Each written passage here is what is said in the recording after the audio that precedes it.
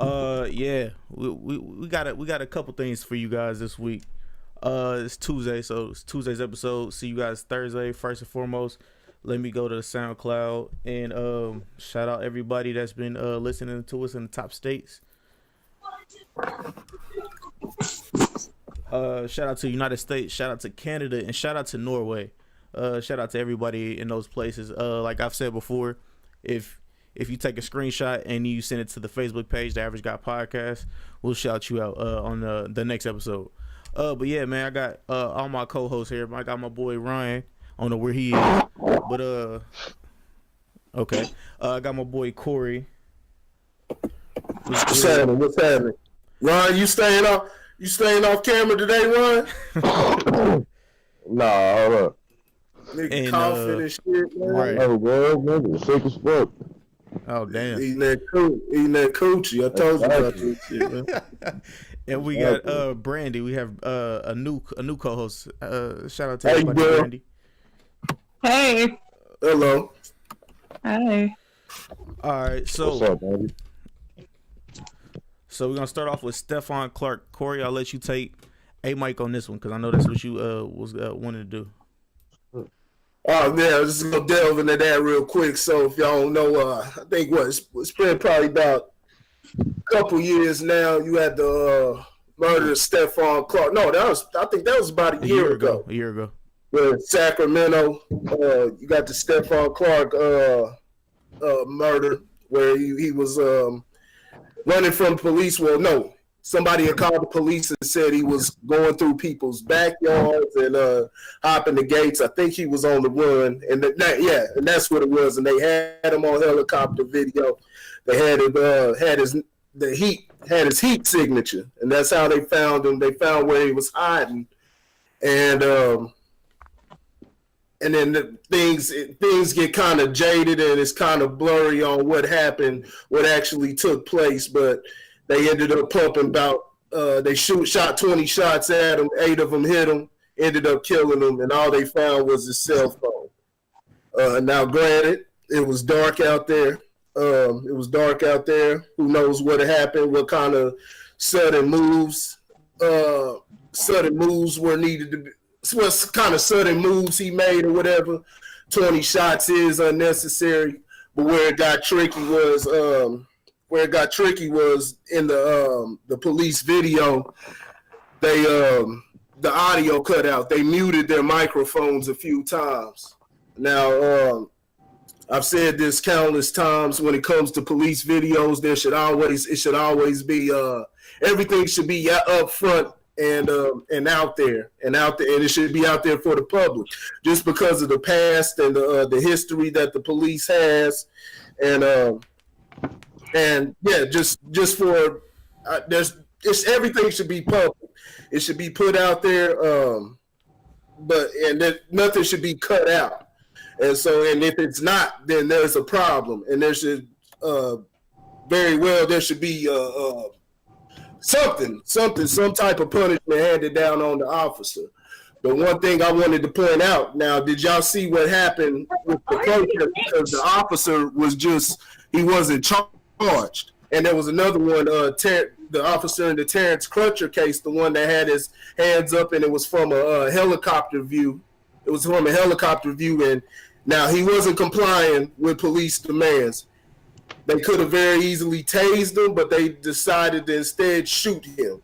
So they're wrong on that part, and that was the one where the guy in the helicopter was talking about he was a bad dude. Well, they just said that the officer she won't be charged in that one either. Nope. But did y'all see what happened in the aftermath and with the protest? I didn't see, but I heard a little bit about it. Okay. Yeah, go ahead. Continue. Now, you remember what happened with you remember the brother. The brother went on and acting a goddamn fool and jumping up and down at City Hall and all that shit. You remember all that? Mm-hmm. Well, he just, now they interviewed him recently, and he seems to be he seemed to have got his mind right. But 84 people, they protested and they went wild out there. 84 people were arrested in the protest. 84 fucking people. Now, what was different about this protest from last year's protest or any of the other protests that have happened with other police shootings, where the police was wrong or right or whatever it is? What was different about this one? I'd say it's because it was protesting for a black man. That's what was different. Well, they've had a lot of protests for a black man. Do y'all know what happened in Ferguson back with the Mike Brown shooting? I don't know. They didn't post a lot of this on the news, but something was happening behind the scenes in Ferguson. And do y'all know? Y'all can throw it out. I'm just having fun with it right now, even though this is not a fun situation. But do y'all know what happened behind the scenes? No, I don't. Behind the scenes? You mean what we didn't see? No. What happened? Well, there was a few things that happened behind the scenes as far as different protests being hijacked and things like that. But one of the things that happened in Ferguson, which definitely has a racist history in that city, and they found out, and when they did an internal investigation, they found out there was substantial evidence to support that. They had the perimeters blocked off. They let the looters tear up their shit, tear up everything, go crazy wherever they at. But what they were doing in St. Louis was blocking off the perimeters to the white neighborhoods. Blocking off the perimeters so the people who were protesting couldn't reach that part. So that's the difference. This is what happened in Sacramento. It was in a white neighborhood. It was in white neighborhood and white businesses. This is just something, just to let y'all know how they operate. It was with white businesses, and that's it. That's it. 84 people were arrested, including they got pastors, community leaders, talking about everything. They rounded everybody up and threw their asses in jail. I don't know. Would y'all like to add anything to that? Well, all right, yeah, I'll pretty much say since it's fresh in my mind and stuff like that. I guess what they were saying, I guess with the defense or whatever of the police officers, he was saying that that they pretty much he said that they announced that they were police officers, which they didn't in the video. They did not announce they were police officers. If I was a cop and I'm trying to catch a perp, I have to be like, "This is Randy Anderson from KCPD." You have to say that. You have to announce yourself. You can't just put your hands up, because I don't know who you are. You have to announce where you're from and that you're a cop. You cannot just go put your hands up and have a gun on somebody. Like, Nick, what? Yeah. Where? Yeah. It's laws where they say you have to do that. But no, it's fine. It's cool. You know what I'm saying? That's cool. And another thing, like the dude was lying the whole time. He was lying his ass off. It took them 11 months to come up with a story. Keyword, to come up with a story, not the real story, but it took them 11 months to come up with a story to get these cops off. Now, I feel like I shouldn't say this, but I'm used to this shit now. Honestly.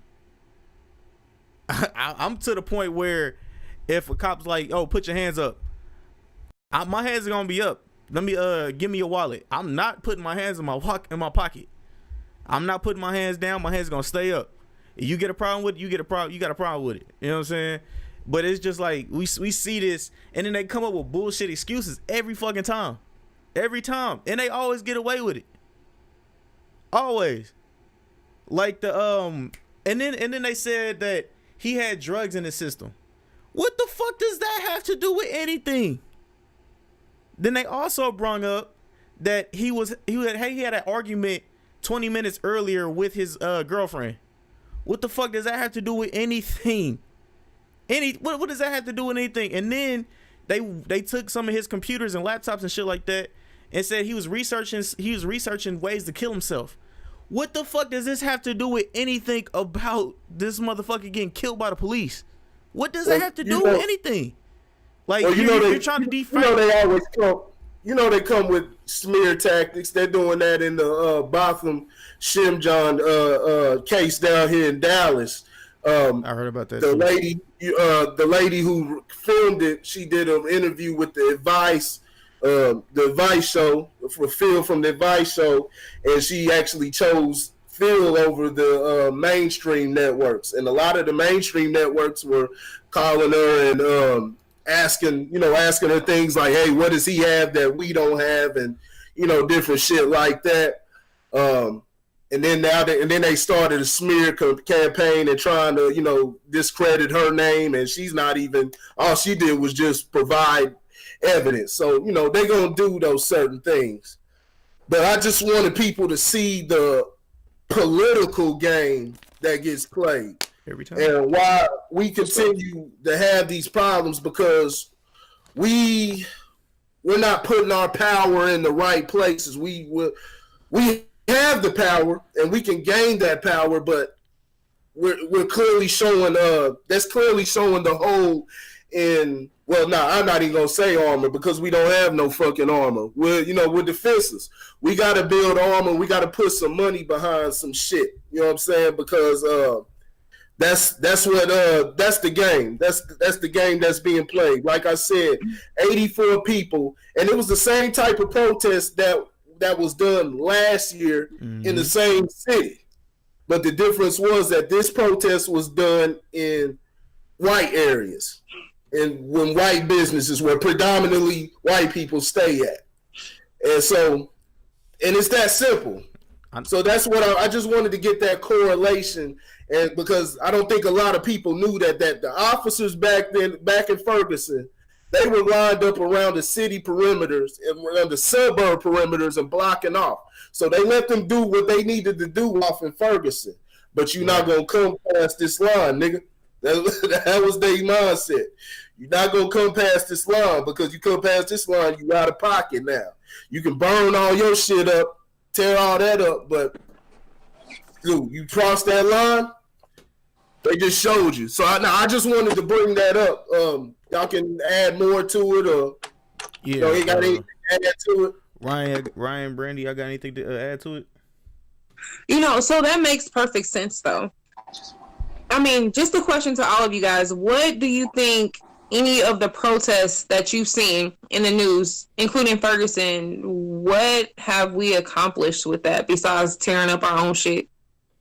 Like, it didn't produce one conviction or one indictment. It didn't do a damn thing, but basically put us out there in the news to look like fucking animals, tearing up our own community, So I guess maybe I really can't necessarily get behind the protesting thing, because it's like a temper tantrum, in my opinion. Yeah. You know how, when a toddler doesn't get his way and they just they throw a tantrum. Okay, well, when you get done, the punishment is still the same. I don't think that we've accomplished one thing with the protesting. Yeah, I agree with you. I definitely agree with you. And Jeff, and I don't know if y'all familiar with Jeff Brown from the Zoe What. He's a comedian. He's been a comedian. He's been on Comic View, different things, but he's on the Zoe Williams show, and he said the same exact thing yesterday. He said the protest is similar to a tantrum. That's all it is. Right. They can either give you something to kind of similar to how black folks have been. Give us an Oscar. Give us an Oscar. You don't see Hispanics saying, hey, give us an Oscar and things like that. They say, hey, we'll just have our own show and our awards are prestigious to us. We don't need an Oscar. But, black folks, give us an Oscar. Give us this and that. And so now at the Oscars, they have a whole entire, they just gave everybody awards. They don't care how good the movie or what. It says, you black, here. You get an award, you get an award, you get an award. Basically saying it just to shut you up. Yep. It's a political game. And so now it's like so now you've got that. Now what do you want? Say you got an Oscar award for a movie and you got recognized by white people. Now are you happy now? And then, like I said, with the protest, you tear up your own city. You tear up your own city and try to look for something, but you're not getting that. And all you got is just rubble. All you got is just the aftermath of everything you done. But the second you try to formulate and say, hey, let's go tear up they shit, now you see the discrepancy. And now you see what? Last year, only 5 people got arrested in those protests in Sacramento compared to 84. And I'm talking about arrested everybody. Even a news reporter got arrested. A black news reporter. They got everybody to fuck up out of there. Cause man, them motherfuckers they gonna cover their own ass. You know what I'm saying? They gonna protect their investment. Like even with the whole like drugs in the system and all that shit, just think it's like being on the job. You know what I'm saying? If you working with heavy equipment or some shit, you wreck something, first thing they gonna do is send you to drop. You know what I'm saying? That's all to discredit you. Like especially if it's some shit like the nigga got shot and he was unarmed. You know what I'm saying? Yeah, off top, that's gonna make you look like some shit was fucked up. Yeah. Say, oh, well, he was on drugs or, you know, acting irrational or whatever. Yeah, they're going to try to pull everything they can to make you seem like you was a threat to their health or safety or whatever. And it's all bullshit, man. Them motherfuckers can go and shoot anybody they want to in broad daylight, man. The motherfucking thing gonna get done about it. But you pull that shit on, you know, one of these white boys or one of these motherfuckers with a status or some shit like that, you got more people to answer to. You got more questions that are going to be asked. You got more evidence and more proof that's going to need to come to the table before you just be like, oh, I felt like my life or my the safety of me and my partners was in jeopardy or some shit like that. That's how the motherfuckers have been since forever. Well, I mean, they just ain't doing it as broad nowadays because motherfuckers will act a fool, but I mean, it's expected. It's just expected. I think a huge part of the problem is a lot of people, I won't say everybody because I don't want to put everybody in a box, but the people who actually are employed as police officers who took this oath to protect and serve generally are guys or women who have this inferiority complex or whatever. Mm-hmm. So it's not as if though they're taking this job because, oh, I want to get paid shit money to get out here and do the bullshit that nobody else wants to do. They're taking this job so they can feel that, oh, well, I'm the man type shit, you know? So what you do is you give a coward a gun and you remember I said coward. So, oh, I thought I saw something. So I fucking shot him. You know, people who actually like responsible gun owners like myself, the prayer is that you never have to use it. They actually go out like, shh, you know, I wish they would, or I wish they would reach for that cell phone or whatever. I don't think that they're held to a standard, or I don't think they take accountability for the fact that, I mean, should you actually look and see first, or should you just assume? Because if they can say, oh, well, you're not guilty as long as you thought that there was a gun, everybody's not guilty. I mean, that's it. Everybody's going to use that same defense. So I think that right now what we have is a bunch of punk ass motherfuckers on the street who really don't have no regard for black people to begin with. And what better way, you know, to show that than to get into a position like a police officer. Now, and I'm not talking about all police officers because I have family that are police, but that's mainly how it is. Especially, I can speak on that. I live in a predominantly white, you know, community, and I mean that's how it always is. So it's like, oh, okay, well, you shut the fuck up because I got a gun. Yeah. Somebody just spoke on that a few minutes ago. It's like if the cops say put your hands up, you're gonna put your hands up. I don't know. I'm not really a put my hands up type of person. Yeah. So, I mean, y'all see my face today. So if you see me on the news because I got killed, that's why. Because you're just not gonna say any fucking thing to me. Yeah, yeah. And they'll allow. You've seen it plenty of times to where you see, you know, maybe you see like a white lady or some white man or something scolding the police and telling them what they think and asking for their badge number and things like that. But, you know, let a black person try that shit. They're not trying to hear that. Put your hands up. Let me see, you know.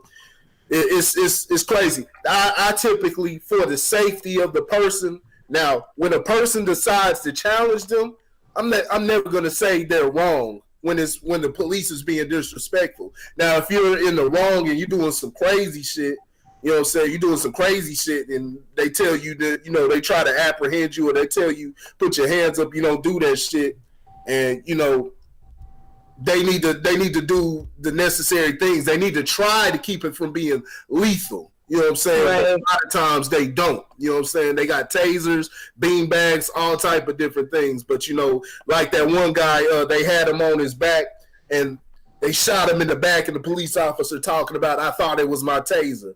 You know, shit like that. You know, crazy stuff like that. That's inexcusable. But, you know, when they're being disrespectful to you and, you know, trying to talk to you as if they're the authority. First of all, they're a public servant. They're here to serve us, the people. You know what I'm saying? And so that's where they get it fucked up. You know what I'm saying? And if a person decides they don't want to abide by that and they want to challenge them back, the person's not wrong.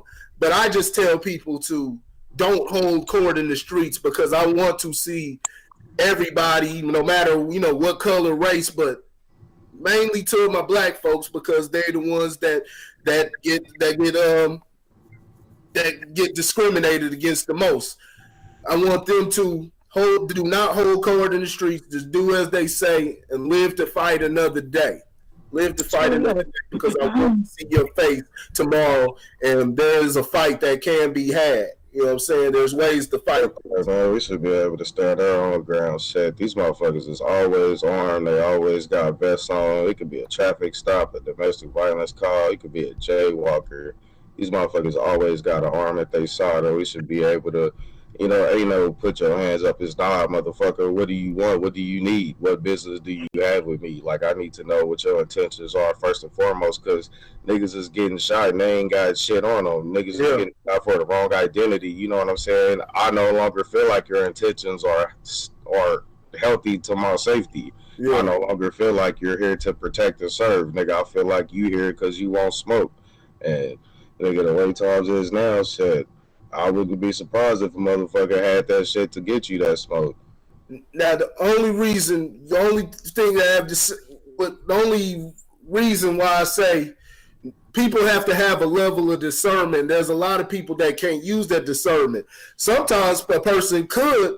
We've seen cases where people have overreacted. Where the cop is, you know, the cop is being perfectly fine, but the person is overreacting and taking it to that place, probably because they're emotional off of the things that they've seen and different things like that. So there does have to be a level of discernment, and you have to understand the situation and know if is your life really in danger, or are you just escalating this and are you making a mountain out of a molehill?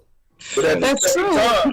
But at the same time, if the police if you feel that different things like that, if you feel they're disrespecting you, different things like that, threatening you, no, you'll never be in the wrong. Especially, and that's why I say I believe all citizens should have guns, and you know, different things like that. Because first of all, you got to have some type of protection. You cannot give the government complete control over you. You should never leave it in the hands of, you know what I'm saying, a corrupt system like that, or a system that has been historically corrupt and proven to be that. I mean, just look at different things from the Bay of Pigs, from how the Vietnam War started to the Nicaragua Iran-Contra scandal, you know, different things like that. So we know it's corrupt. So you can't give you can never give anything that much power. So people should have guns, and they should take arms against law enforcement if they decide to go rogue. And that's why I believe. But there still has to be a level of discernment, you know what I'm saying, amongst the people, because sometimes people do, you know what I'm saying, we see what happened with Jussie Smollett, you know what I'm saying, see what happened, and that happens sometimes. Well, fuck that nigga, he's stupid, he paid to get his ass whooped. That nigga deserve every fucking thing that come out. Yeah. He beat his own ass.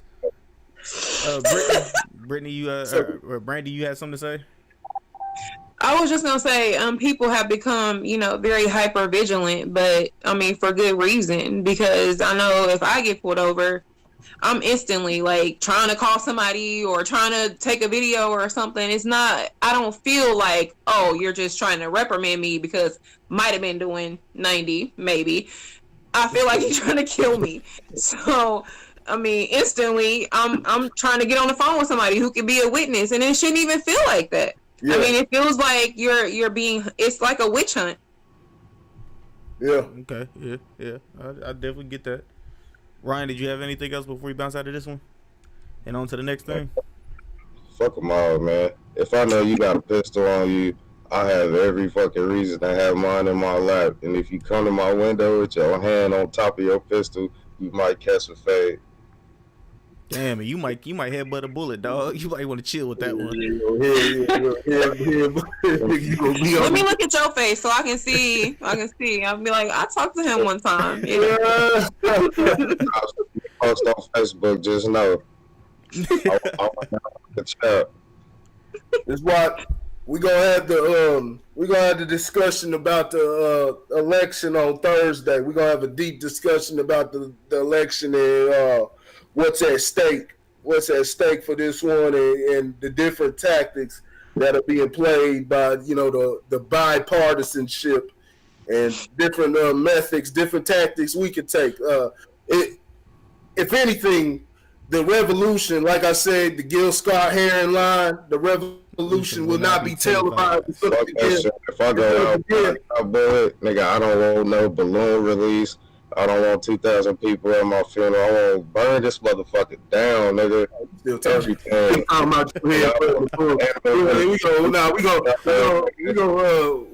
We gonna cremate you and smoke your ashes. Twist it up. Hey, what the niggas from the Outlaws said? They said they twisted with the OG Kush.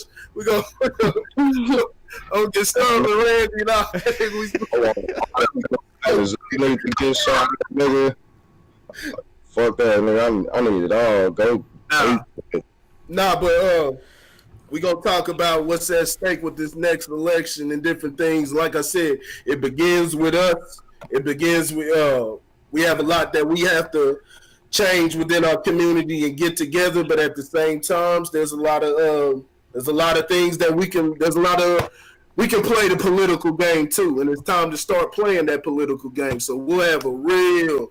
We'll never win that game Thursday, but all right, yeah, all right. So now we're gonna move to the next question, or move to the next topic. My bad.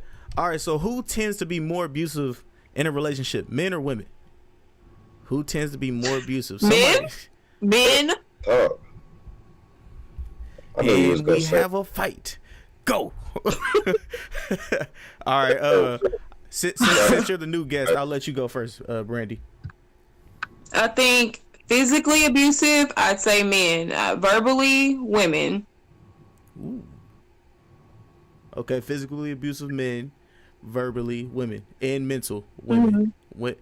Women can fuck with your brain. Fuck with your brain, guys. See? So you don't give us those two hats. Why do we have to wear two hats? Because y'all are evil.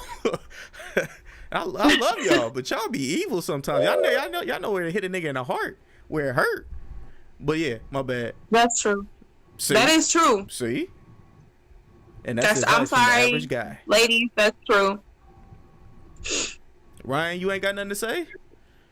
Cause I know you be hype about this. Let's go. Yeah.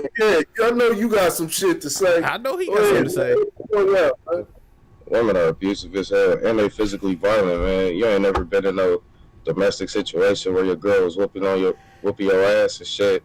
You know, you gotta think, like, when you're in a domestic situation, you know, they make it seem like it's law to leave the toilet seat down. You know what I'm saying?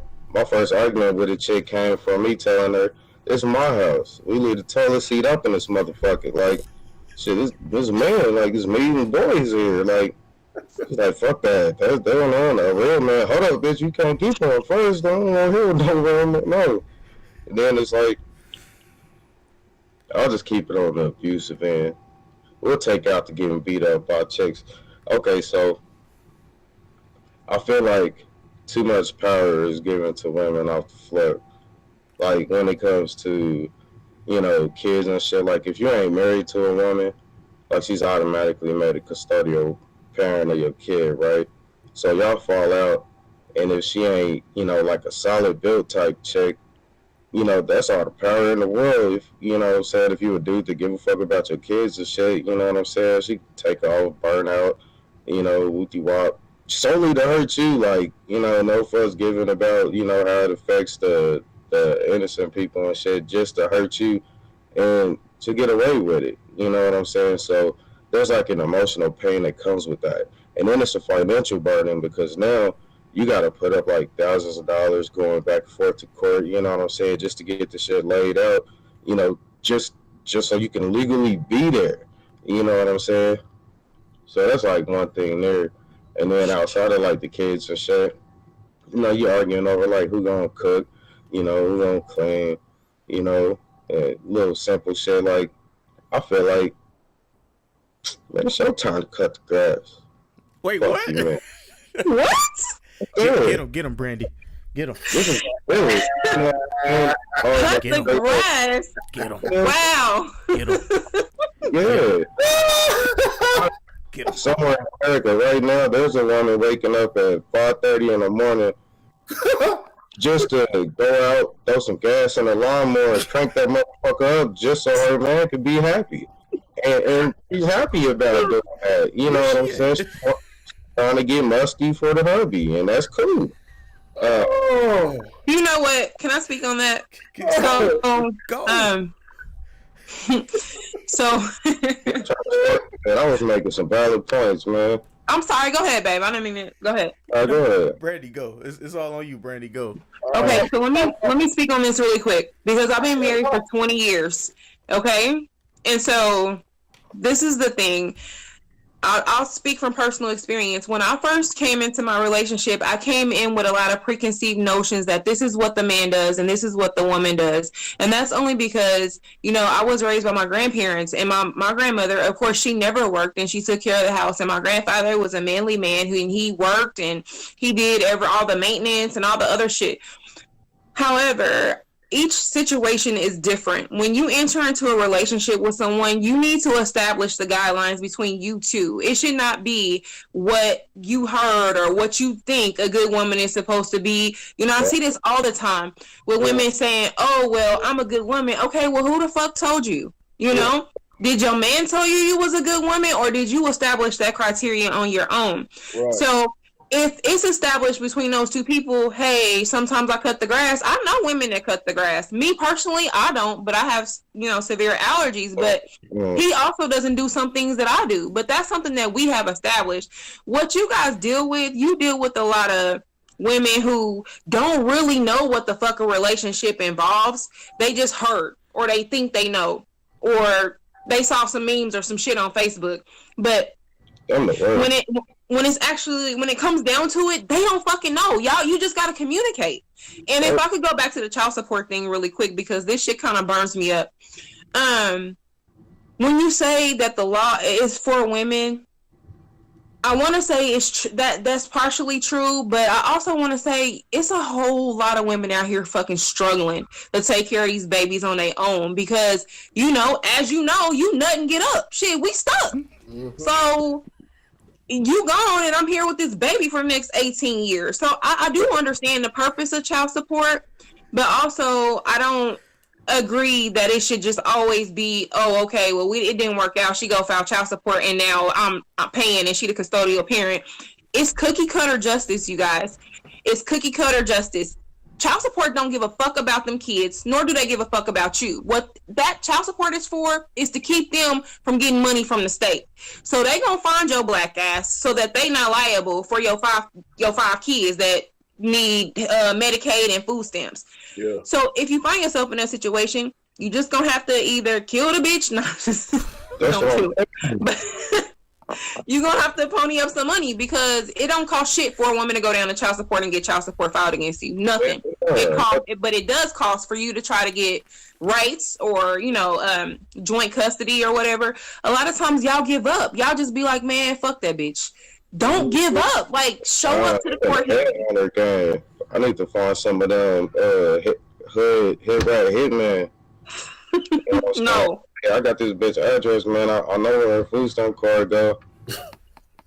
Hey, just a double tap, man. She do anything for a compliment. It ain't nothing to get her on the. Just leave her on the side of the face 10. Shit, she going in with the rest of it.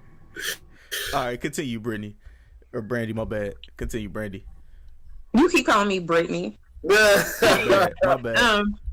No, that's really all I had to say. And aside from that, stop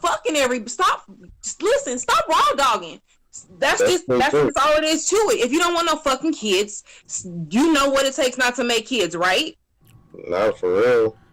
Oh shit. Really? Man, sometimes you gotta let the oven preheat before you get the action going. You know what I'm saying? These women nowadays swear they ain't sucking no penis. You gotta. Wait, what? Yeah, You gotta let the what? The oven? What? preheat the oven. Well, you can't just press bake on the oven and it's automatically at 350. The motherfuckers start off at 0 and they work at 100, 150, 225, 350. You know what I'm saying? You gotta let it do what it do. What does the preheating the oven involve? It's an analogy. It's an analogy for sex. I'm pretty sure that's what it is. You talking about getting sucked off time. That shit sucks. before the games. Okay, so we all agree. All right, Corey. Oh yeah, my bad, Corey. Yeah, go ahead, Corey.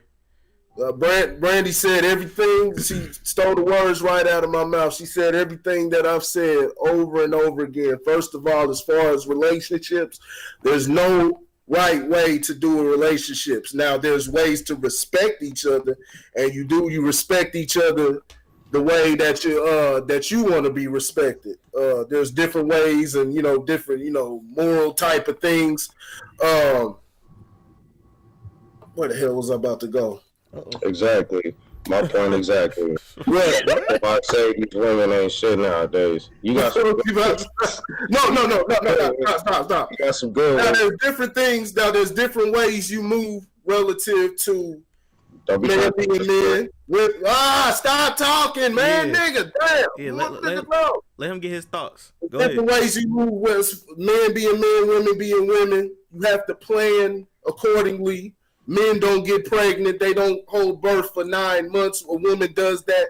She needs to be, like I always say, she needs to be in the least stress-filled environment as she can so the baby can come out as healthy and as strong as it possibly can be. As far as relationships, it should be an agreement. But people, like she said, and like I've said countless times, people have their preconceived notions of what they think, or listening to Facebook or whatever, listening to Other women. Oprah and watch all that bullshit. Yeah, and that's what's keeping them single, or their relationship keeps falling. It needs to be, and women do this shit, men do this shit. They're not establishing the boundaries at the start. They're just jumping in. They all in love and all in, saying head over heels over each other and having sex, and then boom, they locked in with each other. They have that child, and then later, now they want to start talking about what they like or don't like in a relationship, and it's already too fucking late. But already had 6 abortions, no fucking problem. But you don't want to have one, you know what I'm saying? Now, you know what I'm saying? Like, a lot of these niggas is going through hell, a lot of these chicks is calling these niggas deadbeats and they asked to get the baby knocked off. It's Did they make that decision before they jumped in? Huh? But did they make that decision before they jumped in? Oh shit, I can't speak for nobody else. I know personally, I was kind of bamboozled in my case.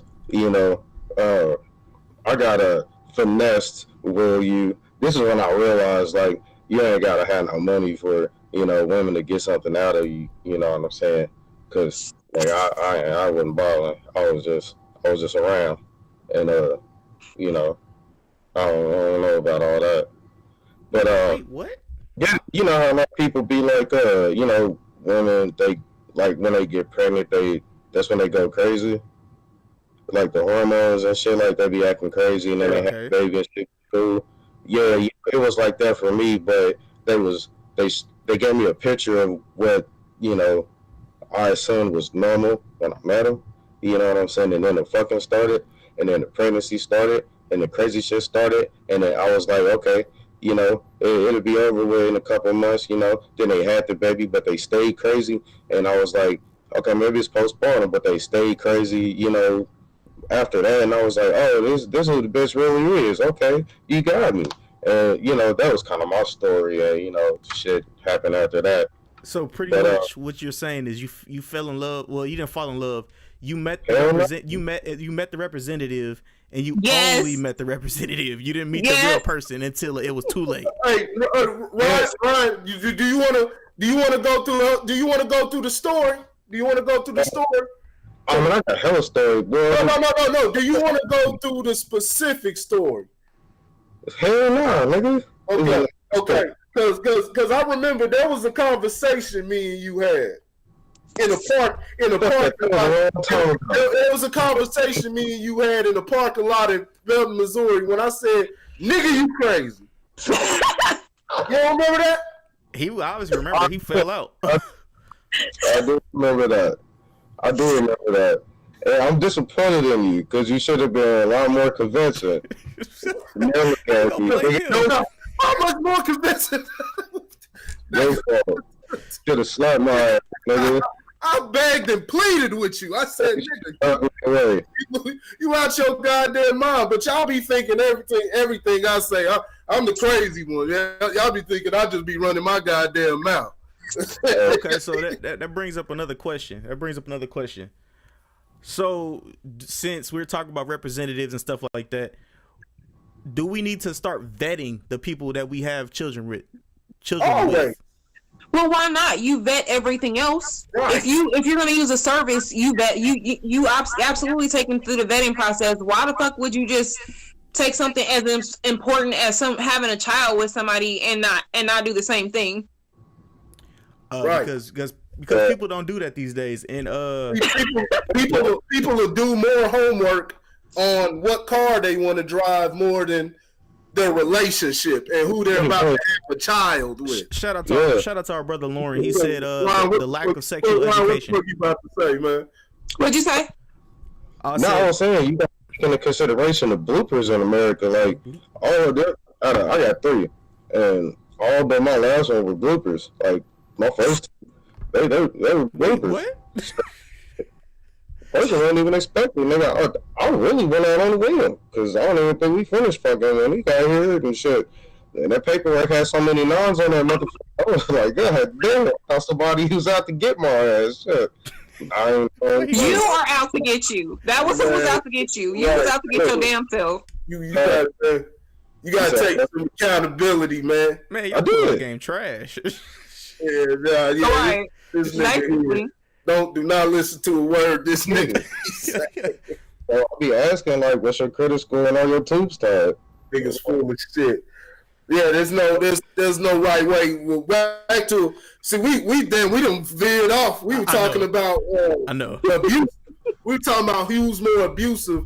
Now, what was your basis? What made you bring up the question about who's more abusive, men between men and women? And I'll get into that. Okay, because I know somebody, a young man. He ain't even young. He about like 36, and his girl's like 34.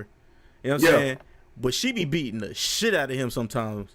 I just be like, that's sad. Why don't you leave? But as a friend, you know what I'm saying, you can't be like, nigga, just up and leave. You know what I'm saying? Because they have a kid together, whatever, and his father wasn't there when he was with him and his mom or whatever. His dad left, so he wants to have the family together and shit like that. Yeah. So that's what brought this question up. Never do it for the kids. It's a hard thing because women can be very, very abusive at the same time. It's hard to really put a number on it, really quantify it. I will say, man, y'all made me sound like I'm caping for women, man. I think men can be more abusive just based off history. Because here in America, there was a time where women couldn't do a damn thing. Black people had the right to vote before women. I've said this millions of times before. White people's own mothers, aunties, sisters, daughters could vote.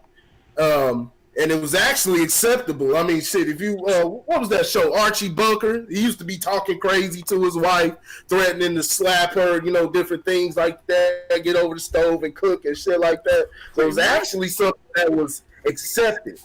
Now, I think, but women do get away with their physicality.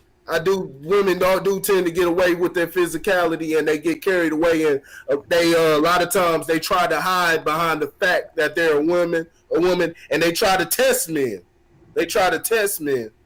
And so they play mental games also.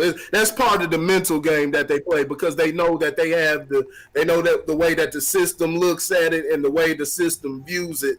And so a lot of times they will try to use that to their advantage. But on who can be more abusive, it's hard to quantify that. Men can be mentally abusive also. As I was gonna say, 50-50. Just like women, just as much as women. A lot of women do that shit because they're allowed to. I will say, and it's happening more and more because we don't grow up. A lot of times we let our daughters, the little girls get away with a lot of shit because we look at them as princesses and shit like that, and we'll be harder on the boys. Like, hey, you as a boy, you as a man, you're not supposed to be doing that. Just like what I was talking about last week, where you'll have an argument and maybe a woman will call a man a pussy or some crazy shit, and a man will come back with. Hold on to that real quick, Corey. Hold on to that real quick. Wait, what's up? I'm about to bring Lauren in, but I had to I had to do the what's in there. Be right back. Okay. Are we still live? Yeah, we still live, but I just had to be right back. There you go. Continue. Oh, you want me to get okay. And then not all the time, because I won't say this. I don't want to put this on all women, because the more I look at it, and I was at a point where I was thinking, women typically, they like to take the sides and they think this way. But I'm starting to look in these comment sections. I do a lot of research and looking at different things, and there's a lot of women that, saying they got some game. Hey, we listening to a woman right now that has some game. They know they not just going with the status quo, but as far as, mainstream wise and, like the Me Too movement, things, that crazy shit like that. They a lot of times they demonize the man. And like I said, you can have a woman could call a man all type of crazy shit, and then the man come back with some crazy shit, disrespectful, and, oh, you're not supposed to do that. You're a man. You're a man. I've heard that before. You still got that sword? What'd you say? You still got that black sword? What you talking about? A couple years ago, I remember a sword going through a bathroom door, I think. Why you snitching? You snitching, dog. I have to come back on that one. Yeah, you bring it up. What about it? Go into it. You still got that? Go. What about a black sword? Go into it. Fuck. He don't know nothing about that. He knows that because I told him that. Yeah, you ain't gonna go do. I'm just saying, we are talking about who's more abused. Huh? God, keep going. Keep going. I got cold shit, man. No, I didn't mean to throw you out. Go ahead, I'm listening. No. Keep going. Do you want to open the can of worms?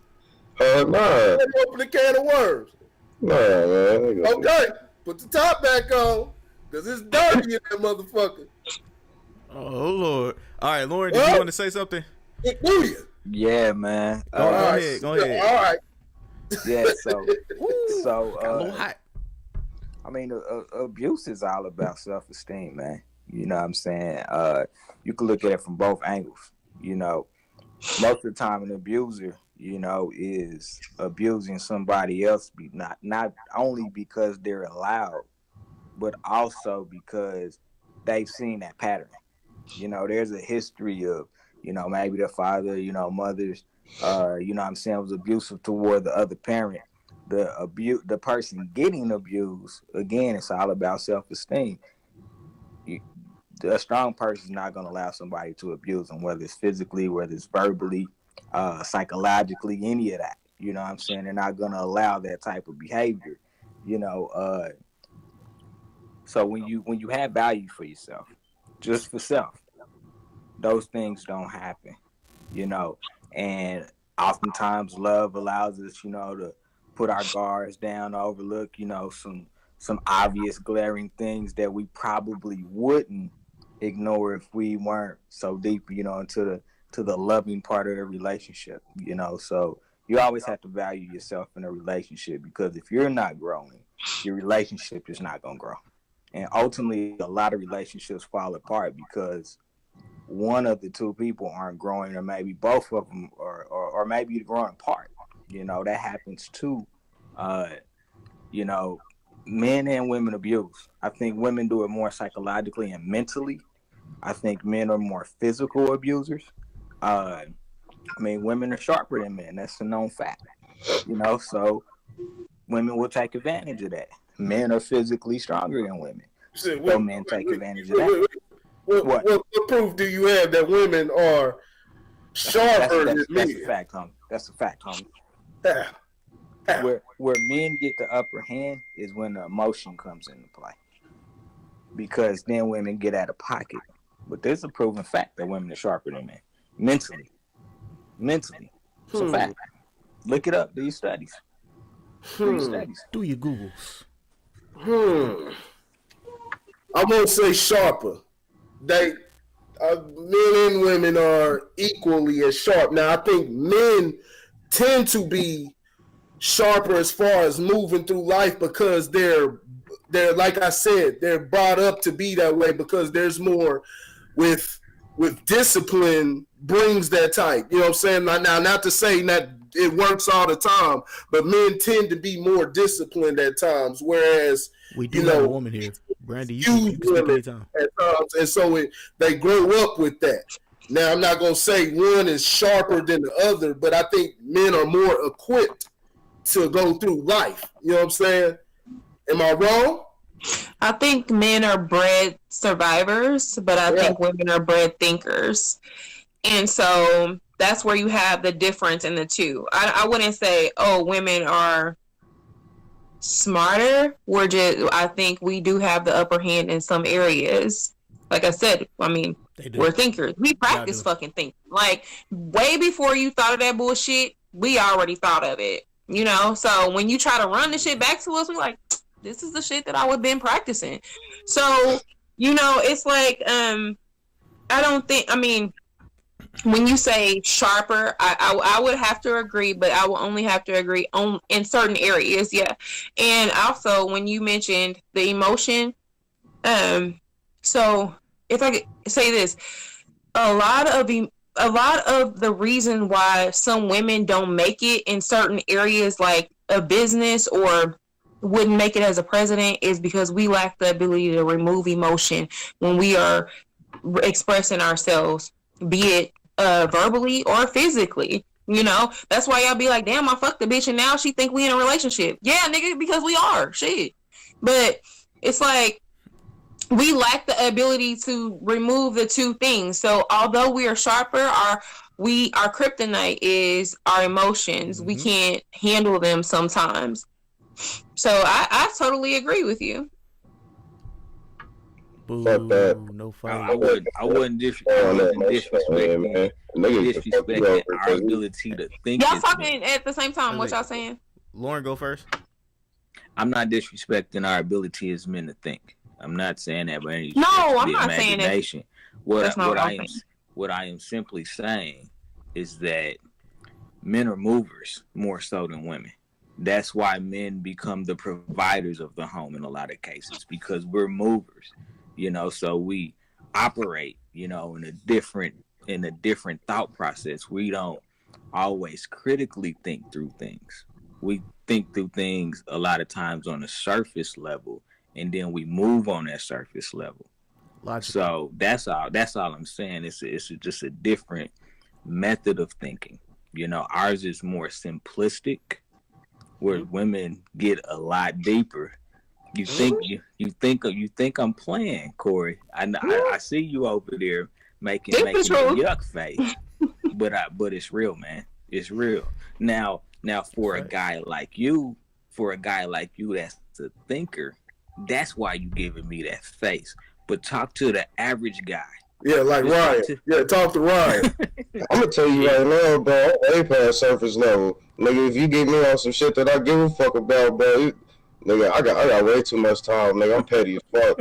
I go out of my way to fuck with you, bro. I swear to God, nigga. I don't know, but it's only like very few things that'll push me that far though. Like, you know, like chicken, you know, get mad at some shit I did and like slash my tire or some shit like that. You know what I'm saying? That's, you know, all right, you know, you had a moment, you know what I'm saying? But, like, you know, you do some stupid shit, like, with my kids, or, you know what I'm saying? Like, you try to go too far to hurt me or get a reaction, yeah, I'll go out of my way to make sure you feel that shit. It ain't no, You gotta use your head, man. You gotta use your head. Exactly, Ryan, you a full of shit motherfucker. You know that? Hey.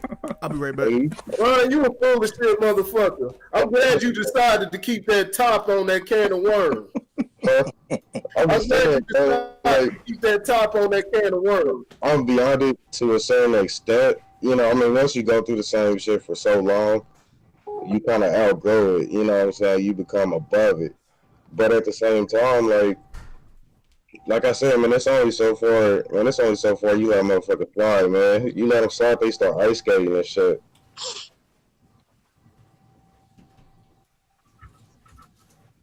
Okay. Huh? So y'all just out here with a bunch of kids and beating up bitches? I don't beat up bitches. That's them niggas. That's the last thing I'll do. What'd y'all say? Why you beat? I said y'all just out here with a bunch of kids and beating up bitches? No. I used to go too. Now I'll fight. I'm definitely stupid. If you hit me with that ass shit, I'll go wild. Now I used to go wild. Nowadays, you know, you take a few hits before, you know, you catch something back. But you will catch something back if, you know, you hit me a few times. But back in the day, nah, I never hit a woman, you know what I'm saying, wouldn't hit a woman first or any shit like that. Yeah. What I miss? I just posed the question, are y'all just out here with a bunch of kids beating up bitches? And he said, I mean, he used to beat up bitches, but now he give them a chance. What you said? He said, I used to beat up bitches. Nah, he said back then, nah. He said back then, hey, a bitch can catch it. I ain't never just whoop no female ass or anything like I said. Choke or give a slap. Do you think? Like that. Okay, what do you think you need to survive, nigga? Breath. I mean, punch me. Don't fucking choke me. Nah, I can't live without my eye. I can't live without fucking oxygen. Nah, I can't. I can't. Hell no. This is how I'm gonna choke that bitch. I was good for choking the motherfucker. This is how I choke bitches.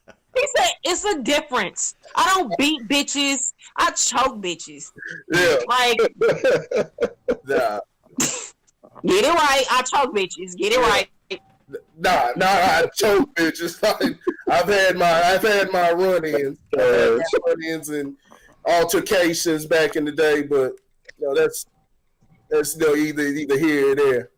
Never had been abusive though. So if I could say one thing about that, and then we could probably move on because we're going to speak for a minute. But I think you see an uptick in abuse as far as men are concerned, based on how they were raised. Because, you know, with this generation, you see a lot of men who were raised as, oh, you better not cry, or, you know, you better not show no type of emotion because that's some punk shit or some shit like that. A lot of men are not and I'm not speaking on y'all, I'm just saying in general, are not raised to be okay with showing emotion. You know, be okay with feeling hurt or be okay with expressing themselves. A lot are just told, oh, you cry, you know, you a bitch.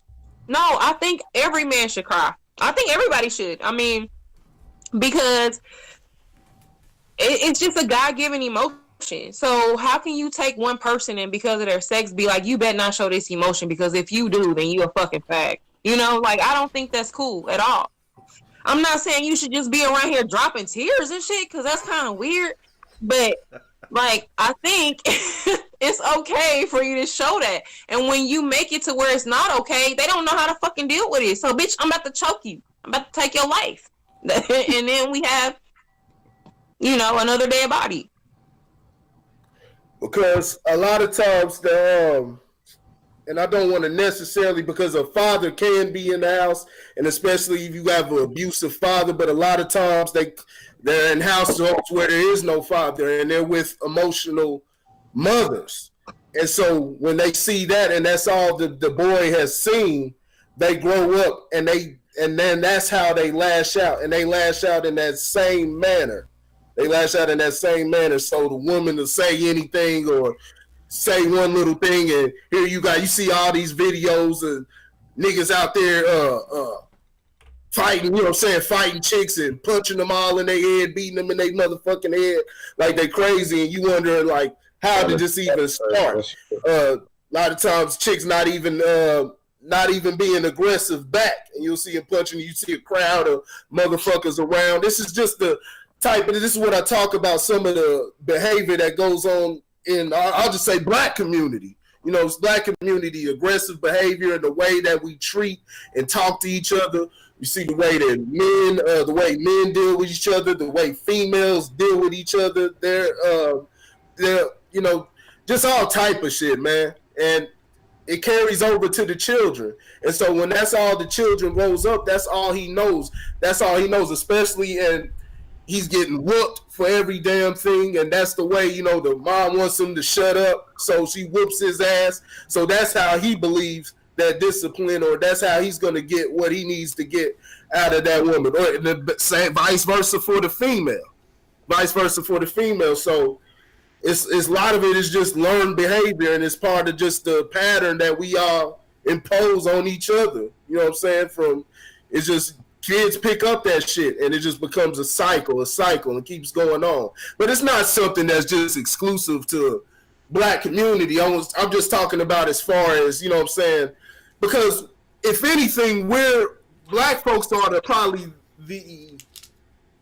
no, let me not say that, not the least abusive, because I don't have numbers to quantify that, but other races are just as abusive. If not, the thing that I like about the one good thing that I can say about the women is they're not going to take that shit. They're known to not take that shit as far as black women.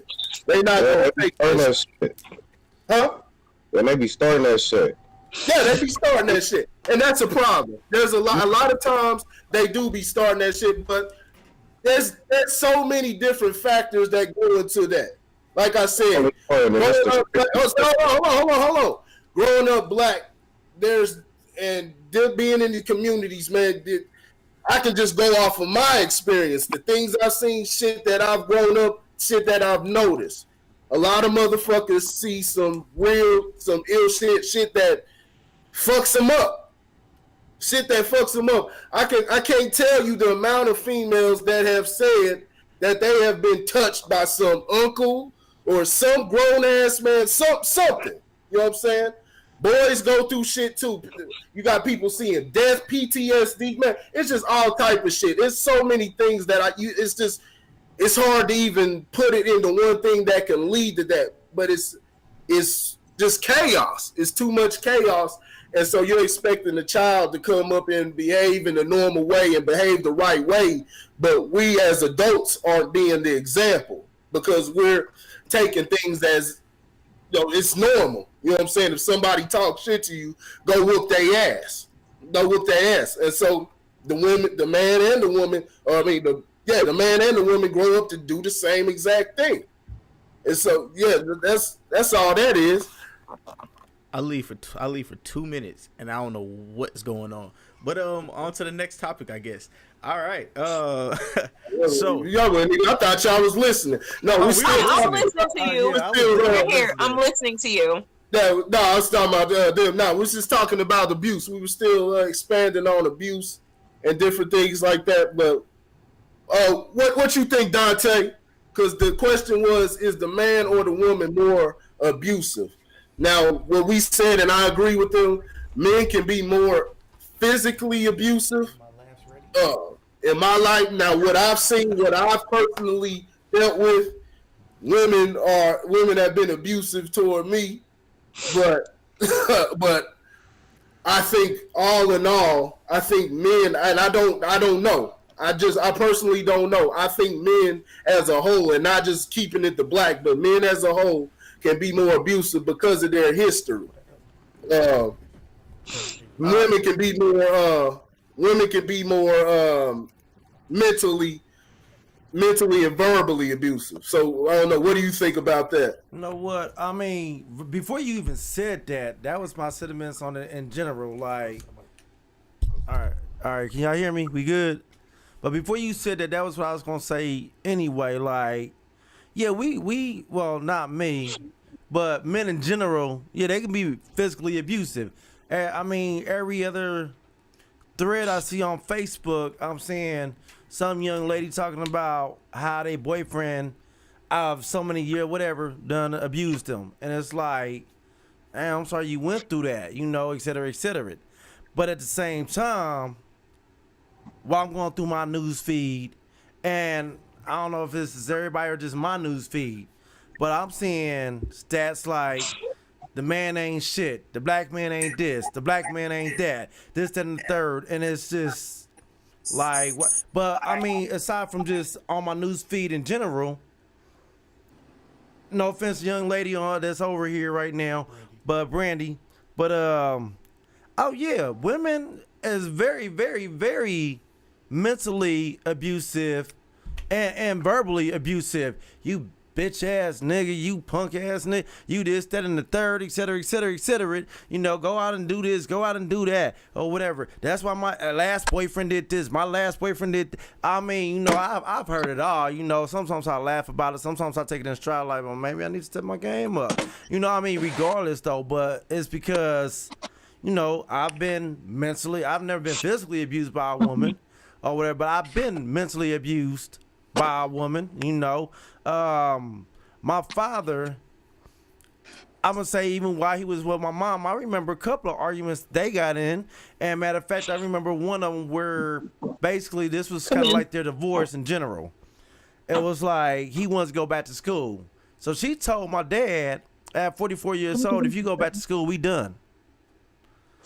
You know, like, I mean, that to me, I think that's some mental abuse in a way. You know, he want to go back to school. He want to better his life. He want to make sure his kids got, you know, something that he ain't really have or whatever. So at 44 years old, you told my dad, and if you met my mom, she seems like the nicest woman, period. But she tells my dad, hey, you go back to school, we done. We done, son. It's over. You know, and it's crazy because I never seen my dad hit my mom.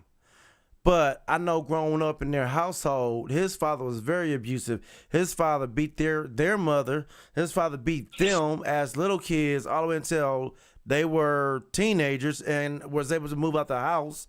I mean, my grandfather, he was an abusive man. He was mentally and physically abusive to his whole family. Even like I don't think he really touched the grandkids too much or whatever. But I mean, it's crazy because like my dad, I don't think my dad ever picked it up because anytime I hit my sisters as a little boy, you know, I mean, you little boys or little girls, whatever, you know, you don't know too much unless somebody tell you, whatever. But my dad be like, don't hit girls, don't hit. As a matter of fact, sit in that corner. How many times he hit you? 3. Well, hit him 30 times. You know what I'm saying? So I'm getting 3-time fold or whatever. You know what I'm saying? Whatever I did to my sister, like bam, bam, bam, you know, and I had to stand there and take it. So as a grown man, like, you can hit me over and over. It ain't gonna faze me or whatever. But, I mean, I just never hit women in general myself. I've seen it done or whatever. And my take on that is fucked up or whatever is if you willing to stay in that relationship, and I know y'all fuck around every other day anyway, or whatever, but he beating you today, I can't really intervene. I can try and calm, like, hey Trey, man, calm down, bro. But if I'm near, I mean, I might walk out the house or something like that or whatever. But you're willing to stay in that relationship. Now, if you said, pull me to the side, Dante, I need to get out. I need you to help me. You know, like, I'm trying to help you. You know, I ain't trying to play Captain Save or nothing like that, but I'm going to help you try and get out your situation if I can. But at the same time, if you're going to stay there, I'm not about to just stop this man from beating your ass because later on, he going to beat your ass anyway. I mean, like you staying there, you staying where the problem is. So your thing is you need to evacuate outside the problem. But yeah, I mean, I think it's an even trade. Men do it physically. Women do it verbally and mentally. So I really think it's an even trade. A lot of motherfuckers like that shit though. They like, do. I don't know, but man, they be asking for that shit. Like, you know, it be for like all kind of reasons and shit. Like, you know, it's like attention. You know what I'm saying? Motherfuckers want it. They don't care if it's positive or negative as long as they getting it, and they don't give a fuck what the cost is. You know, it's like all these. Well, majority of the time, it's like these women, they with dudes that be beating up on them and shit. You know, call the police on them, they get hauled out. Bitch be right there with the bond money. Like, all right, come on home. Wow, you know, just for a nigga whoop his ass again. Like, you know, I mean, it's stupid. You know, I think it's the scales can't tell both ways. You know, on the mental and physical part of the game.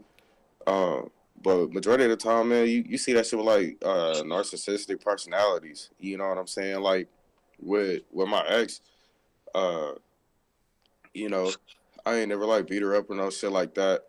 But in my journey of doing what I thought was the right thing and, you know, being a bigger person and shit, we had got into it, you know, one time and shit. You know, shit got escalated. Bitch was throwing shit at me, trying to fight me and shit. And I ended up talking to her dad, you know. I was like, man, yeah, man. So, you know, trying to get his perspective, like what he would do in that position, you know, because it's his daughter, you know what I'm saying? And he responsible for her upbringing and shit, you know. And he was like, man, that shit just happens, you know. Shit, me and her. He's like, him and her mama, they was married for like 30 years, whoopty wop. And, you know, dude was like, man, you know, and they marriage and shit, man, they would get into it and shit get thrown across the house and all this and that shit. And I was like, it didn't hit me right then and there, but like when I actually took time to sit down and think about what the fuck the nigga said, I was like, so that's why this broad is crazy like that, because she seen this shit growing up, like she expect that shit.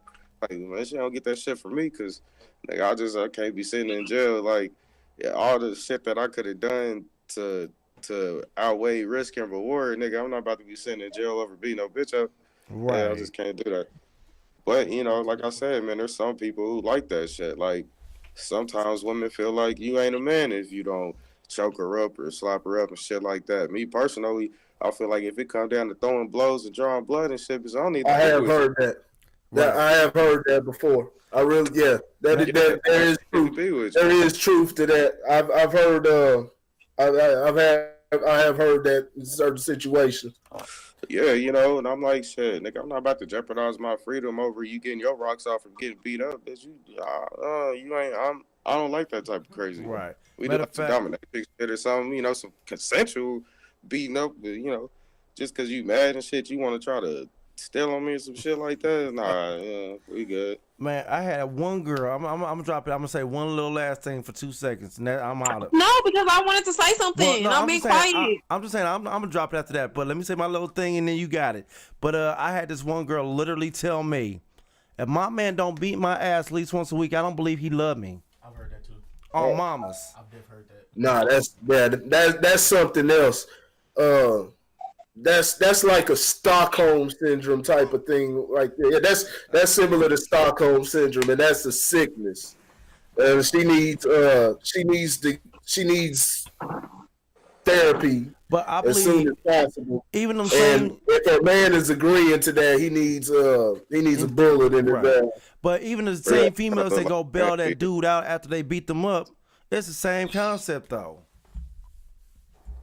Yeah, it's still. I'm not gonna put it on. I'm not gonna vilify the females that do that. Like I said, they need a mental therapy. They need something because it's like an addiction. It's like like a drug addiction, gambling addiction, all type of different things. It's I'm not going to vilify the female for a situation like that. You know what I'm saying? If she chooses, she keeps choosing to go back. So I'm not going to sit up there and say, okay, it's all right for the man to whoop her ass because she keeps coming back. She bailed him out of jail and shit like that.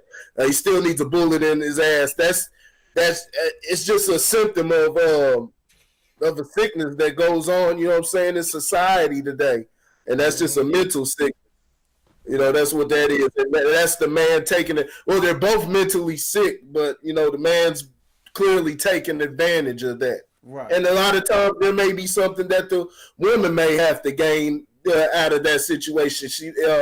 She may be in it for a place to stay or financial security or something. There's a thin line between those different things. But I'm not going to vilify a woman or say, because she went back, bailed him out of jail or some shit like that. Now, you can't keep crying wolf. Like, say, I don't have daughters. Me and my wife, we don't have kids right now. We plan to conceive within the next few years or so. We getting old. We getting up there. I'm 30. She's 29. But, my daughter, after a few times, you keep talking about, oh, he hit me, but you keep going back. Well, I'm not about to put my freedom in jeopardy because that's what you're doing. You're putting my freedom in jeopardy and putting the family in jeopardy. You have other people reacting and you're going to start some shit that don't need to start. You know what I'm saying? Because you want to facilitate this environment. But I'm not going to vilify. I'm not going to say she's a bad person and not hold the man. The man is 100% culpable. All he has to do is keep his goddamn hands to himself, and vice versa. Whether a woman's doing it to a man or this and that, but men are more dangerous because they're stronger. They're physically stronger. That's simple. They were born like that. You know what I'm saying? That's why, when your dad taught you, just like Dante was saying, your dad taught you, well, if he hits you, well, you get to hit him 30 times and things like that. I think that's fair. Now, what's not fair is, you sit there and see the girl go and slap the boy across his face, and then the boy come back and slap her across the face, and then you jump directly on the boy. There needs to be a talk. There needs to be an understanding of what the boy and his responsibilities and who he is. There has to be a talk. But you need to get on the girl first and let her know where she stands and understand who she's dealing with. You know what I'm saying? On a biological aspect. So there needs to be a talk with both of them. And I think I'm not going to say everybody does this. More people than we like to give credit are awake to different things like that. But it's still out there, that one track mind of, oh, the man is always wrong. You still have that out there. You know what I'm saying? But like I said, with that situation, I'm not going to vilify the woman for going back and doing things. It's just a sickness. She has an addiction. And he's feeding, and he keeps feeding her. You know what I'm saying? He's taking advantage of it. Go ahead, Brandy. So if I could speak on that addiction that you keep mentioning, let me tell you, attention is a hell of a drug, and you guys see it just as well as I do. And good attention or bad attention is still attention, right? So what you have is you have somebody who's starved for something, just the same way we all have some sort of void in our lives that we feel some sort of way, regardless of what it is. And sometimes what ultimately happens is you have a woman who's lacking something, which usually is self-esteem, and so they can't actually produce it. They find their self-worth in other people. So they define how they feel about themselves based on the reaction that they get from other people.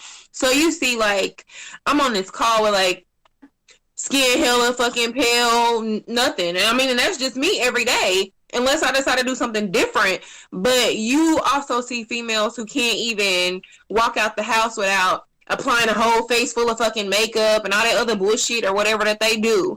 And it's just simply because what they lack, they draw from anyone who's willing to give them that attention, no matter how they get it. Like, no matter if I gotta go out here and get a big ass from ass shots, or I'm about to show my titties, or I'm about to twerk on Facebook, or whatever the fuck. It's just attention. It's a drug. It's like the same thing you get when you work out. What is that called? Dopamine or whatever that's called. So it's like, so you get this satisfying rush because you're like, oh my God, I got 100 fucking likes on my picture. Like, bitch, I don't give a fuck if I got 0 or 10,000 likes. I like me. So I don't care if you like me. But you have these women out here who grow up, the first person that they learn to love is usually their dad, the first man. So if he's not even fucking there, then the next thing that comes along is a R. Kelly ass nigga when she's 16, picking her up from high school, fucking the shit out of her, So it's like, that is what. That was So that's what you have. You have a whole generation of women right now who are so fucking starved and who want to be wanted so goddamn bad that they willing to do anything. So yeah, go ahead, knock me the fuck out, knock me on the ground, choke me. I got the definition of a down ass chick is what they think is a bitch that's just gonna take anything. It ain't no fucking trophy for the bitch who can take anything off of a nigga. It just ain't, So, but you have these women that think that, and they have this this vision of being this, oh, well, I'm the bottom bitch, or I'm the down bitch. No, bitch, you're stupid. That's what you are. You're dumb. You're dumb. So once a man, you as a woman, you show a man how to treat you. You teach him how to treat you. So if you've already established that I can do anything to this bitch and she's still gonna be there, I can beat her up and she gonna come and bail me out of jail, and that's how the fuck the rest of it is gonna go. But if you meet a woman and off tops, men, I don't know. I'm just assuming from a woman's standpoint, y'all know when y'all approach a woman what she willing to take and what she not. Just based on the interaction. So if you approach a woman, if she's willing, if she gonna take your bullshit, or if she probably ain't gonna take your bullshit. It just all has to do with what that void is, what the void is in her life. Is it attention? Is it love? What is it? And I think that's why you find these women that are willing to just get their ass beat. But I mean, that's just my opinion. I'll get off my soapbox now, but that's how I feel about it. Get off my soapbox. All right. We was on that for a minute, man. Shoot. We went on that for a minute. That was a good conversation. That was a good conversation. Yeah. What is the reason why people? All right. So the next topic he got going is, what is the reason why people are not having kids and homes in the middle or late 20s? Oh shit, that's a good one. Cause I'm money. Bad. Oh yeah, money too. Now, when you posed that question, Randy, I thought, is that true? Is that a true statement? Are people not now? I'm gonna ask it like this: they're not having it in their late 20s. Are they having it before? Are they having it before, or are they having it after? After their late 20s, after not for real, even after the late 20s. You know what I'm saying? And like the only reason why this came up is because I was talking to a real estate agent, and other real estate agents have been saying like people aren't really buying houses like that. Like what you see on TV and stuff like that. Like millennials are not buying houses. You know what I'm saying? And then parents are, shout out to my mom, but parents are like, yo, why ain't you got no kids? You know what I'm saying? Like, nigga, I'm broke for one. For two, I'm working on.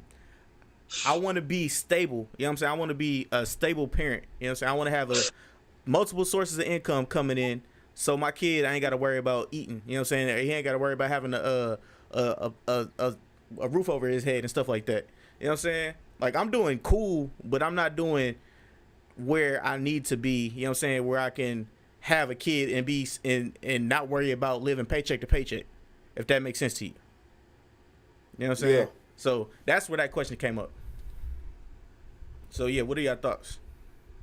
I don't think it's, and y'all correct me if I'm wrong, but I don't think that question is applicable. And I'll put this back on the black community. I don't think, because we're growing up, we have a jaded idea of what we think being grown is, and we don't understand where we stand economically, as far as economically on the totem pole here in America.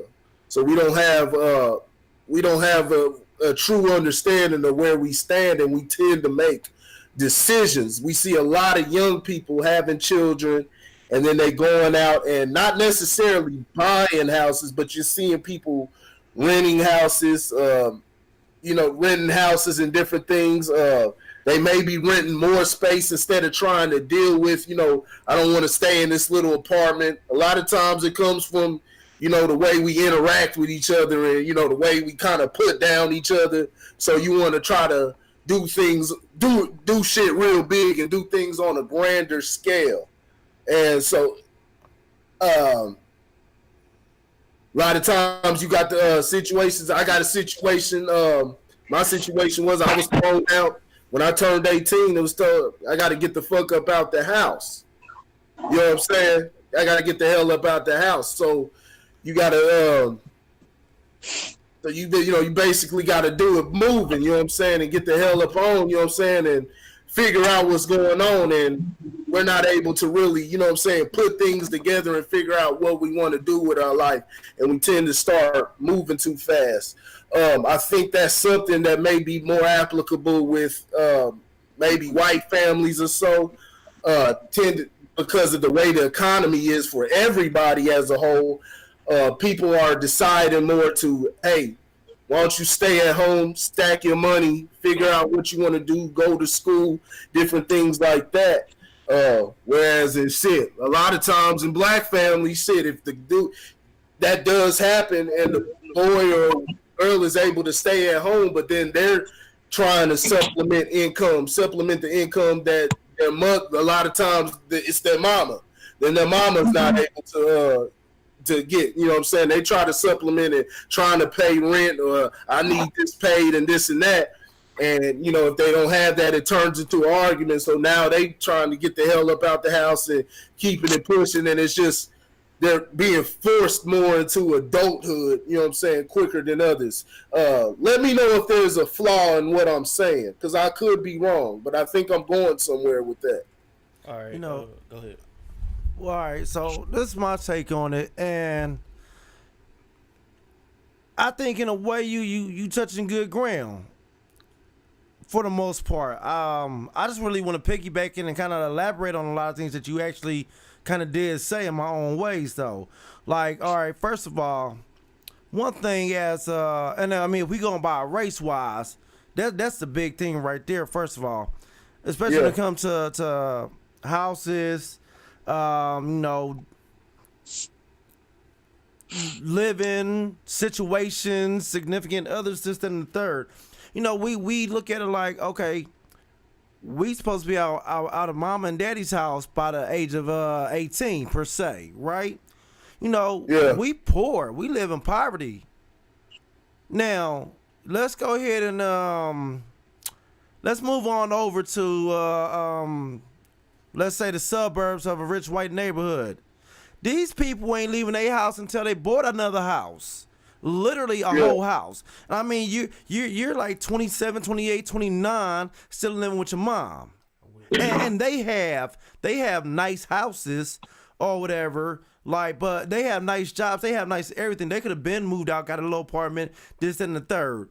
But what are they doing? They're staying at home, stacking that money to buy that house.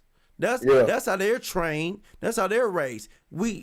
We think, unfortunately, we think different. We should be thinking like that. We should be willing to let our children stay with, matter of fact, not even trying to say, no, you got to go at 18. We should be trying to keep them in the house so they can save up money so that they can do this, that, and the third or whatever. We shouldn't be trying to take money from them as, once you turn 18, you need to pay these bills because, no, that doesn't, we backwards thinking. At least some bills. No, not even no bills. Like, hey, we backwards thinking. Like, when you look at how them people live or whatever, they stack their money. They show them how to save. They show them how to do this, that, and the third easily. They don't pay no bills. They winning on top because you know what? My daddy did this for me, so I'm gonna do this for them, so they can stack up and do it for their kids, et cetera, et cetera, et cetera. Now, granted, paying bills or whatever, that shows a little sense of responsibility and everything. But at the same time, if you just saving your whole paycheck or whatever, you know, this and the third, that's what I'm saying. Black people don't do it. Black people don't do it. White people do that shit or whatever. That's why I'm saying we backwards thinking, because when you look at the dynamics of it or whatever, who's outliving us, or not like life wise, but like money wise or whatever, who's outdoing us?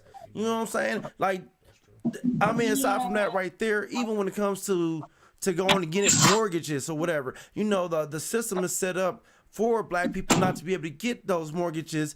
That, let's say for instance, I make $20,000 a year and this white guy make $20,000 a year. It ain't much or whatever. But you know what? They gonna let this white guy, and let's say our credit score, as a matter of fact, let's say my credit score is a 750. Let's say his credit score is a 650. You know, they're gonna let to get that loan first? That white guy. I mean, literally the system's set up for it. Like, if y'all, I mean, you know, they can tell you all this, that, and the third. But if you actually look at it, and I posted something on Facebook the other day where a white woman was saying how the system is set up for that to happen. I think you even shared it. Or you shared it or liked it. But when you look at it, what she was saying, it was basically like they're trying to even change the laws now where they don't want to give those reports of how they turned down this black person, but he had the same credit score and had the same job economics and everything as this white person. But they turned the black person down, but they didn't turn the white person down. They don't want to give out those reports anymore. The banks are trying to fight against doing that. She's trying to keep those laws in there, because the more they keep doing that, the more that they hold us down like that. You see what I'm like, man, look, hey, I'm sorry, I be getting deep sometimes or whatever. If I ain't been drinking, I be getting deep. But that's a lot of times I got a drink to bail me out.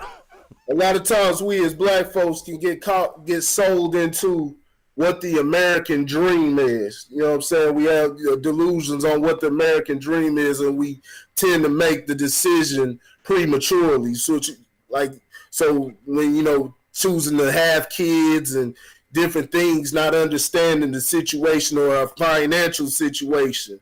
Like I said, not trying to demonize any decisions people make. This is just some of the thought process that goes into it. So we prematurely make these decisions, and it's not necessarily conducive to you know, helping us grow. You know what I'm saying? All right, we got 10 minutes. Brandy, go ahead. I didn't even say nothing. Wait, what? No, I'm just letting everybody know before we got to do the question of the day, or get it off your chest. Okay, so I just want to say really quick that when you submit a loan application, they have no way of knowing if you're black or if you're white. I think I'm gonna just put it out there. I think what happens is you have the black community, and I'm not saying everyone, but we're more focused on okay, when you gonna get up and walk? When you gonna get up and walk? And then you have these others that are like, let me help you walk. You know, that's just like, so say for instance with credit cards, you know, all of my any credit card that I have or whatever, I've already established. Like I already have a credit limit or whatever else. But what some have done is they go and add their children as additional card holders to their existing credit cards. And so what that means is you now have a kid that's 18 that now is getting monthly reports to their credit bureau saying, oh, well, you have a $10,000 or $20,000 credit limit, and you pay on time, and you have all of this going for yourself. So then you have them who are, huh? Yeah, I know what you're saying. They get credit for that credit, like as right. Theirs does too. I get that. Exactly. So instead of having someone like, okay, well, you 18 now, what you gonna do? You gonna pay these bills? You have somebody like, you're 18 now. Let me put you on game. That's what's happening. We fail to put our people on game. It's like, okay, sink or swim.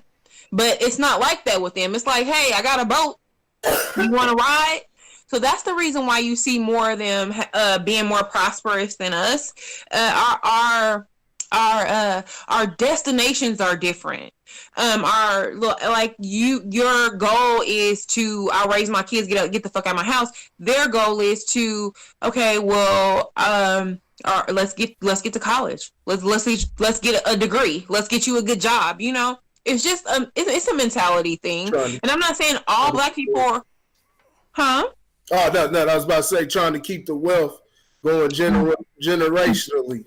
Keep right, exactly. Yeah.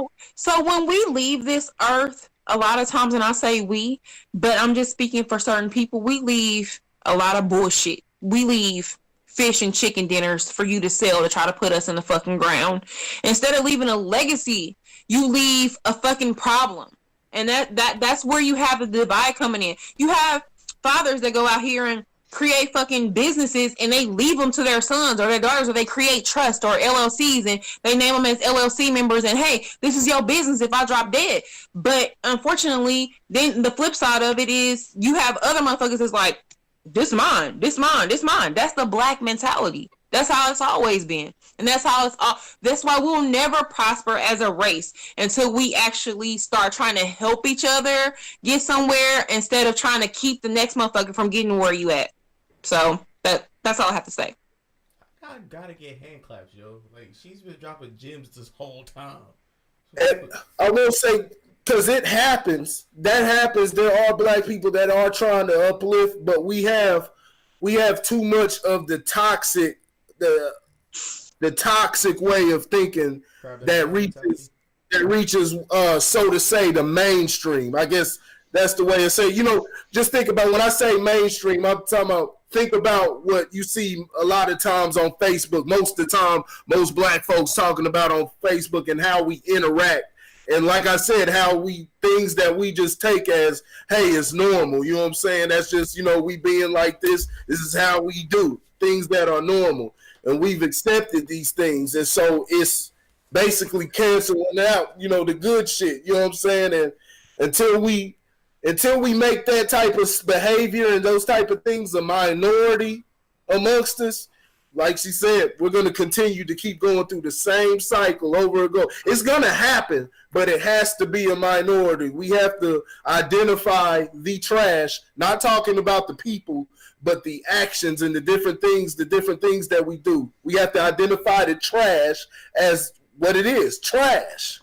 First, you're talking about what you're speaking on is self-identification, actually admitting you have a problem and breaking the generational curse. Do you really think that's about to happen anytime soon? There's I can't say Brandy it's making its way. It's slowly but surely. I don't know if it'll happen in our lifetime, but I'm seeing good things. I am seeing good things through it all. You know what I'm saying? No, babe, I was just giving you shit. I understand. There's a lot of work. There's a lot of work to do. The way I kind of see things, in the way that I've said that the mind is kind of being split in a different direction.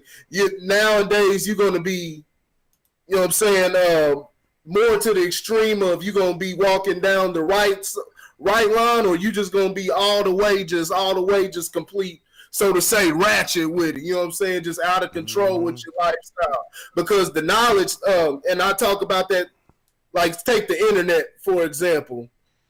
We talk about how bad it is, you know, different things like that, but there's a lot of good things. There's so much information on the internet. Like, you know, our parents didn't have this internet and different things now. Now we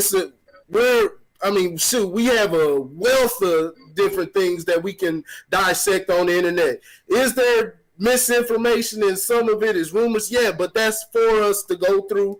It's like that in books. There's misinformation in books. So we take information and we hold on to it and we dissect it and we compare it to different things until we can come to a conclusion. So it's good for that, and it's going to breed a lot of intelligent and genius minds.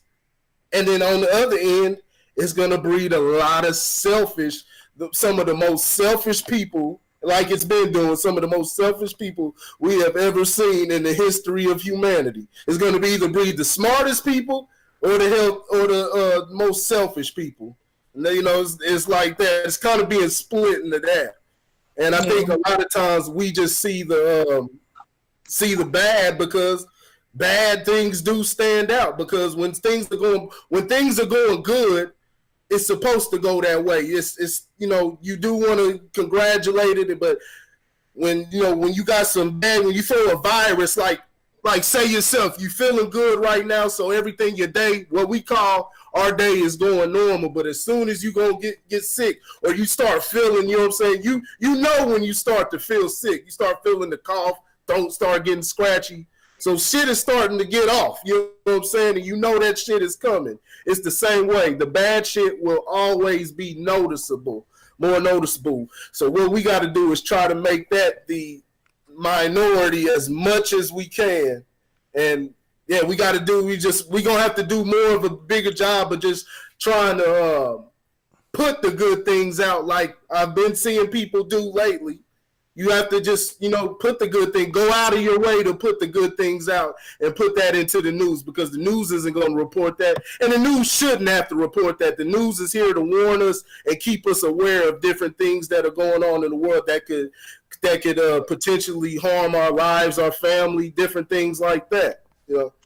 So if I could say, this is totally off topic, but in the future, would you guys be willing to do a topic on light skin, dark skin shit? Oh, yeah. Because let me tell you, Black people are really our own worst fucking enemy. Let me tell you that. So, and I got a lot of shit to say on that because I hear it every day. Yeah. That's funny. Oh man, yeah. Man, look, hey, because I think Corey outnumbered on this one Oh, right yeah, now. I was just about to say that. I'm at number 41. No. Where the hell you at, man? Look, no, don't put intended. Lord. But hey, you know how much shit I get about being light skinned? Look, hey, Dante, look at this picture. This how light skinned niggas do this. This how light skinned niggas do that. I get the same shit. Shit like, you know what I'm saying? Light skinned niggas do this. Like, nah, man. Hey, look. I'm tired of this shit, man. I hate it. Like, what my nigga Drake say? I'm light skinned, but I'm dark. Man, look, hey. It's so crazy. Let me tell you how fucking crazy it is. You know, the other day, a bitch, let me not say a bitch, but a female had the nerve to say to me, call me a fucking house nigga. And I was like, bitch, let me tell you something. I'd rather be in a fucking field picking cotton than in a house sucking Mass's dick. So before you come to me with some old unfounded bullshit, you need to know there's struggles in every fucking aspect of this shit. But it's really only Black people that create that for ourselves, you know? Right. Like it's so crazy to me. But I really like to speak on that. And also, let me put something in your ear. You know Jussie Smollett? If that motherfucker was dark skinned, let me tell you, most of America wouldn't have believed the bullshit that he said. Okay? But because he was light and because they view him as being cute or whatever, that's why he was able to pull that bullshit off. Yeah. He ain't no yellow nigga. I'm telling y'all, I got so much to speak on that, but I'm sorry, go ahead. I didn't even mean to. The only reason people gave a fuck was because that nigga is gay in real life. He was gay in the show, and they was about to start some new shit. Right, he's gay, but let me tell you something. Had he been fat and dark skinned and what America doesn't view to be handsome or whatever, the shit would have went a whole lot differently. Right. That's what you talking about. Well, I'm fly chubby nigga. I ain't no fat shit, but yeah. I'm telling you, I just know. I fucking know, dude. I know this shit. I know it. I've lived this life. Okay. You hear me, Ron? Your mic sounds low. I think he's driving or something. His mic sounds really low. Man. His volume. I'm doing what these women make niggas do the best. Wait. Oh, okay. All right. You know, motherfucker be like, I'll be there in 5 minutes. Nah, nigga, it's about 25 right now. All right. So on that note, man, do y'all guys want to do the question of the day or get it off your chest? Get it off your chest. All right. So get it off your chest pretty much is one of the segments that we do at the end of the show. Get it off your chest is you get anything good, bad, or indifferent off your chest. Doesn't matter what it is. Get it off your chest right here, right now. Let's go. You want to go first? Yeah, man, I got something to say, y'all. I got something to say. Look, sometimes you can like what somebody do, but you ain't got to like their behaviors and shit. You understand what I'm saying? I'm saying that to say that I still want to listen to Bump and Grind. I still want to listen to the initial remix. I still want to listen to Trapped in the Closet. I want to listen to all this shit. That don't mean I gotta like R. Kelly, but I want to listen to this shit. So I'm just saying, look. If y'all see me listen to you know what I'm saying, jump into my whatever, or you know, keep the something like, hey, and y'all see me just grooving to it. That's because I like the music. It ain't because I like what he did. I don't agree with that shit. She was 14 and he peed on her. No, I don't agree with that shit. Hey, but when he said, show me some ID before I get in deep and tell you what else. Yeah, I want to You finna drop 8. I don't know if you finna drop 8 or 16 bars. I don't know. What do we need to prepare for it? Let me ask you this, because I posed this question on Facebook the other day. I didn't get a lot of feedback on that particular question. So I posed this since you brought it up. Now, say this was a family member. Say it was a family member, and they went through. And I'm not putting this on R. Kelly. R. Kelly does look bad in my eyes personally, but I have had a problem with the way the news has reported some of the things and the way I just saw the Gayle King interview with him. You know what I'm saying? And he spoke out. He was real emotional in that. That nigga had the Jordan crying face, though. Yeah, he did have the Jordan crying. Yeah, he was like, it's the R. Kelly crying face now. But I do think I'm putting R. Kelly crying faces on all these bitches tonight. Yeah, watch. I do think there has to be. We do still have to always take due process in account. We can't jump ahead of due process. Let the court, system do its thing, but because we still, at the end of the day, we're still on the outside looking in. Now, to your question, if it was somebody in your family, and we're not just saying R. Kelly and him dealing with girls, say it was we'll just say it was a local artist, because this was the question I posed, and I got a couple answers back. Right. It was a local artist that murdered, robbed, or maybe raped one of your family members. Would you still listen to that artist, even though their music? I mean, because the music was hard. You know what I'm saying? No, because you're gonna hold your own family at a higher standard. The same way being raised by wolves, you don't hardly let nobody in, and the people that you do let in, you hold them to a higher standard than the outside public. Right. So if that was your cousin, you ain't finna be bumping your cousin shit after you know your cousin been out here fucking kids. You just not. But you might do it to R. Kelly because, I mean, shit, you don't know that motherfucker. He ain't in your family. Oh, my bad. Not even that. If they were just charged, not even if the person was just charged. You know what? First, okay. Charged with it. So it wasn't specifically proven, but it was charged. First of all, if it happened to my family and they were charged with it, then it would depend. I mean, honestly, at this point, it really would depend on. Let's say, for instance, a local rapper that I know, or whatever, was dating my sister and he beat my sister. Oh, no, I'm sorry. Let's say, for instance, my sister said he beat her, or whatever. Now, let's just say, for instance, my sister's a liar, and I know my sister to lie. Now, she's not my sister don't do that, but I'm just saying per se, because this is hypothetical speaking. So let's just say my sister's a known liar, and I know she does this. She's done did it before.